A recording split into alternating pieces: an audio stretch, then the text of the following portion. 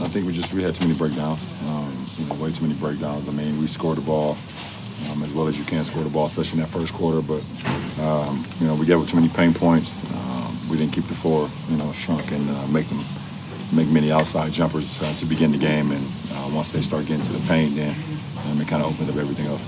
Whether it's been injuries, now new players at the trade deadline, what is the different lineups and just the lack of continuity? How does that contribute to that, and how do you guys work through it? Yeah, I mean, it's gonna be like that, for a little bit until we, continue to get our lineup situated and continue to get the new guys that's here back acclimated and get myself as well back, in rhythm with the team. And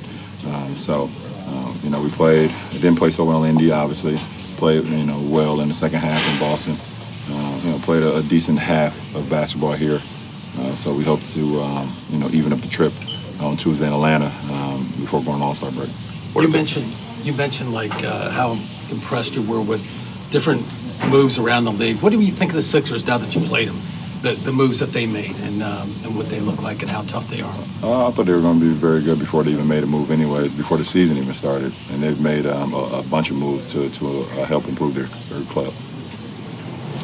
What are the things offensively that are working for you guys now that you carry forward in the different lineups, like with you starting basically a point guard? How does that move forward? I think, with our starting lineup tonight, it just puts everyone on the floor is a threat from the outside in, except for JaVale, but he moves so well without the ball that he's a threat as well, getting lobs or dish-offs when we're able to attack. So myself, Reggie, B.I. and Kuz, we just kind of play off of each other. They put the ball in my hand, and I'm just trying to make the right plays to keep these guys involved throughout the whole game, and also keep myself involved as well. But it was a good look out of a lineup that we could go to. I'm not sure if that would be our starting lineup going forward. Obviously, that's for the coaching staff to figure out, but it worked pretty well for us. You've been through obviously the changes during the All-Star during the trade deadline before. How long does it take, do you think, for a team to really get comfortable with each other? I mean, this is a different season. It's different circumstances because we've been injured. I was injured. We've had guys that was in and out of the lineup throughout the whole season, and then we have a couple of new guys coming in. So this season is going to be totally different from the sense of how fast or how quickly we can try to fast track this so we can get back to playing the type of basketball we were playing before my injury. So like I said, we have a huge piece still now with us in Lonzo. That's a huge piece of our team. So until then, we have to continue to work our habits throughout our film sessions, throughout our shoot-arounds, and then when we have some time to practice, we have to do that as well and try to get some more continuity. Magic came here. Brandon threw you a lob that you caught on the right side. It was kind of thrown high, but you caught on the right side, finished on the left side. Is there any still mental process when you're going through the physical part? Yeah, it is, and he helped me out. B.I. helped me out on that lob to be able to get even closer to where I was before the injury. So, by him throwing that pass up there, I had to go get it. I was kind of wondering if I was going to feel something, but I didn't, and I was able to land and finish on the other side. So that's another good step in my recovery. Magic's here, and he said he thought it was important to kind of come talk to you guys. What do you think his presence here in Philadelphia meant to this locker room, and maybe you as well? No, I think he runs the team, and he felt the pulse of the team, either throughout the trade deadline or whatever the case may be. But just having him around, whenever that may be, is always good for the ball club. LeBron, as someone who's gone up against Golden State a lot in your career, especially the last 4 years in the finals and stuff, can you make a comparison at all to the Sixers team, to what you've seen from them? No, it's two different teams, two different makeups. Golden State is a well-oiled machine, and they've been that for the last 5 years. They've added KD, and he fit in perfectly to that puzzle piece. This team has been together for a couple years, but they've added some key pieces to their team just recently. If you talk about Jimmy and you talk about Tobias now, Mike Scott is going to be part of that rotation, as it seems, and Big Boban as well. So we have to see. No one knows. We have to see. And we can't compare, for any team right now to Golden State because they've just been together for so long. LeBron with the diplomatic response when some crazy guy in the Philly media asked to compare the Sixers to the Warriors. Settle down. LeBron played it right. By the way, we're still waiting for Luke Walton. We'll have him in just a couple of moments, obviously, after giving up 143 and another Lakers L. Most points allowed in a game by a LeBron James team. Any jersey is worn. Cavs, Miami, Lakers. Sunday, right up there. LeBron says he's feeling better. I'm not sure Luke is. We'll hear from Luke in just a little bit. Say he was going to talk to the Lakers this weekend. They're in the midst of a 6-game road trip, with LeBron James making a side trip of his own last night in Charlottesville to see Zion Williamson. Today, made the trek up north to Philly, where he and the rest of his teammates had Ben Simmons, Jimmy Butler, Joel Embiid, and Tobias Harris waiting. The new Big Four, as they call them. Lakers off that emotional win. Embiid leading what our Tim Legler has called the best starting five in the Eastern Conference, second best in the NBA, he says, behind the Warriors. LeBron and the Lakers, 2-2 since he came back from missing a month with the groin injury, making his presence felt early. He says, every single minute, I'm feeling better. Kyle Kuzma was feeling it. Now, there's a reason that they value him more than Brandon Ingram, who was drafted ahead of him, Lonzo Ball, who was drafted ahead of him, to the cup, got it. Now, they had to throw him in that deal for Anthony Davis because New Orleans knew we've got to get our hands on a guy like this. Finishing, incredible. Kuzma had 23 in the first quarter. We're tied at 61.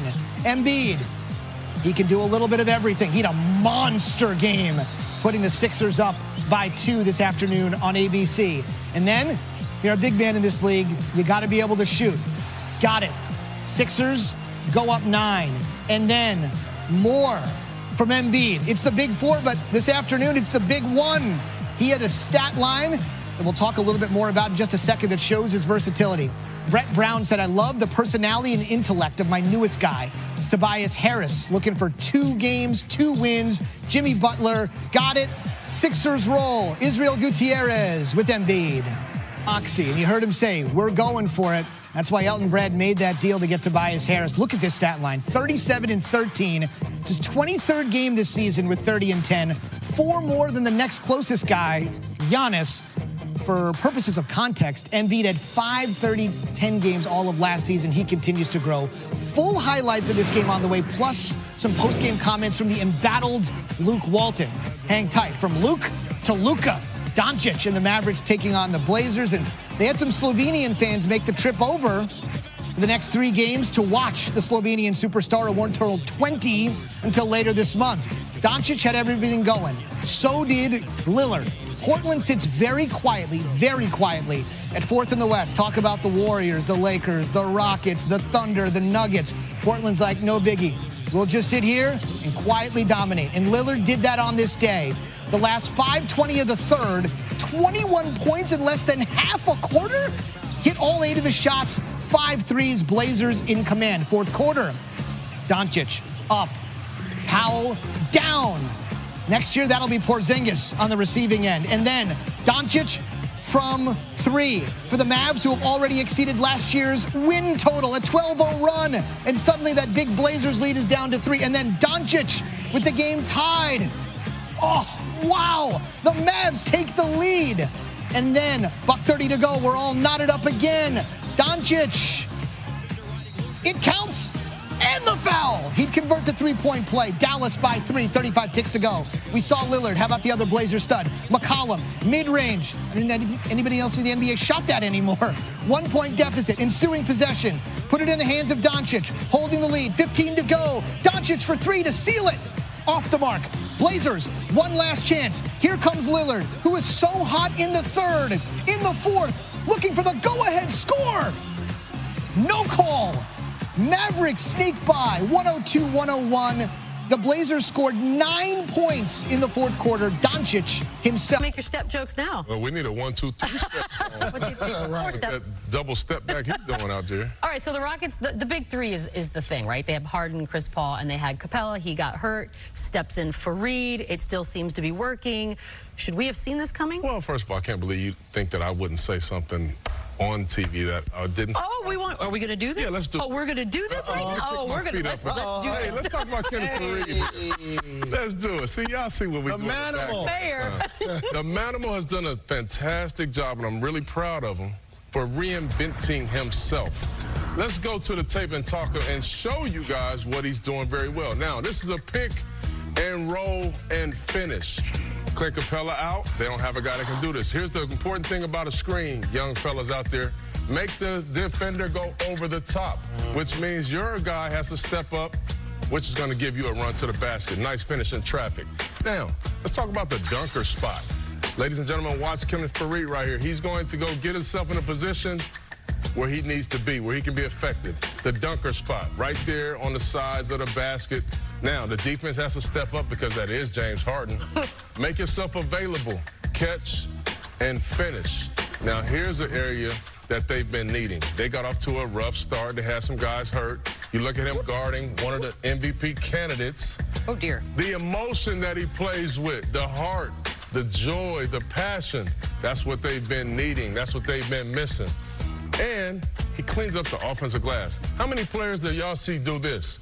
Now, he's at the free throw line. Goes and gets his own rebound and another bucket. Against 3 players. Look at Kyle Lowry saying, man, come on, are y'all serious? Now, that's a demoralizing play. And lastly, he's had a presence on the defensive end with Clint Capella being out. You watch him right here, continuous effort, goes, get that out of here. Oops. Young Moutier. This guy has reinvented himself. And since playing in his first game Look at that. with the Rockets, Come on. 52 dunks. He run fast, jump hard. What do he do different? And that's what he needs to do. Ask yourself that. Why was he playing in Brooklyn then, Coach Pierce? Reinventing means you added something to your game. He's running hard. Reinventing means, have you seen him in 2 years? Oh, well, come back then. He's making a comeback. Have you seen him in 2 years, sir? That's what I think. I think y'all should fight about it. That's what I Commercial break. Sports Center tonight after college. Break down, Mr. Big With Shot. John Anderson Yes, and Kenny sir. Mayne. They're going to recap this game and see what James Harden's streak is. Jay Billis, some takeaways from Duke and Virginia, and some post-fight reactions from UFC out in Australia. Sports Center midnight on ESPN and the app. Now, throughout February, the NBA is celebrating Black History Month by honoring those who paved the way. Sweet shirt, Westbrook. You can share how you are improving your community using hashtag NBA Voices, like Kyle Lowry of the Toronto courtside for Thunder Rockets. James Harden's streak of 30-point games is at 28. Jalen, can you imagine him not scoring 30? I can't imagine him not scoring 30, Paul. It is insane. He's leaving defenses shook the way he's able to shoot the 3. That 1-2 Sierra step back, finish at the hoop, get to the free throw line. I just want to see if Chris Paul can really get healthy and play like his old self. That'll make the playoffs really enthusiastic. All right, I can't believe, Chauncey, I'm going to ask you this. So Paul George been at his best both on the offense and the defensive side. Which one impresses you more? I think you can. Come on, surprise us, Chauncey. Answer B. First of all, we got the best DJ in the game. This music is crazy. However, the thing that impresses me most about Paul George is obviously his passion on the defensive end. He wants to stop you, not just hold you to your average, but lock you down. And we don't have enough guys in the league like that anymore. Paul, what are we going to do about Russell Westbrook shooting? You know what? It's concerning because when the playoffs come first round, as you get deeper in the playoffs, the defense tightens up. And those shooting percentages go down. That's the one thing that's going to concern me when the playoffs come. Thankfully, he has Paul George, who's having a career year. But that's the one concern from stopping them taking the next step, getting to the finals. And what about the Chris Paul, James Harden situation? Offensively, what do you need from him? You're going to need him to be that secondary guy just to make plays. Chris, to me, I think he's an underrated three-point shooter. He lives in the mid-range pretty much his entire career, but he can knock that shot down.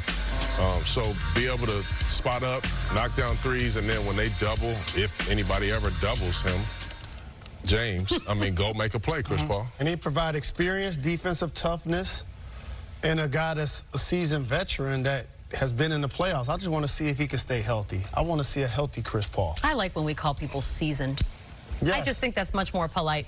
Tip-off between the Thunder and Rockets coming up next. See y'all at the half. We'll send it out Mike Breen, Jeff Van Gundy, Mark Jackson, and Lisa Salters.